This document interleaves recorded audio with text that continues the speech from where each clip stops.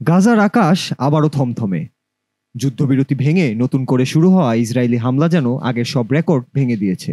জাতিসংঘ বলছে গত কয়েকদিনের মধ্যে প্রায় 4 লাখ ফিলিস্তিনি আবারও বাস্তুচ্যুত হয়েছেন।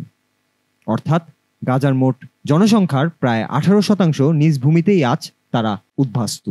জাতিসংঘের মুখপাত্র স্টিফেন ডুজারিক স্পষ্ট করে বলেছেন, গাজায় কোনো নিরাপদ আশ্রয় নেই। শিশুরা মারা যাচ্ছে, পঙ্গু হচ্ছে, পরিবার হারাচ্ছে প্রিয়জন। তিনি বলেন, বেঁচে থাকা মানুষদের বারবার স্থান বদলাতে হচ্ছে।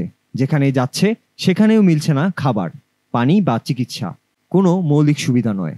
গাজায় জাতিসংঘের সাহায্য সংস্থাগুলো আর নিরাপদ নয়। মাত্র কয়েকদিন আগে উত্তর গাজার একটি স্বাস্থ্য ক্লিনিকে ইসরায়েলি বিমান হামলায় 22 জন বেসামরিক মানুষ প্রাণ হারিয়েছেন, যাদের মধ্যে ছিলেন নারী, শিশু ও বয়স্করা। হামলাটি চালানো হয়েছিল কোনো পূর্ব সতর্কতা ছাড়াই।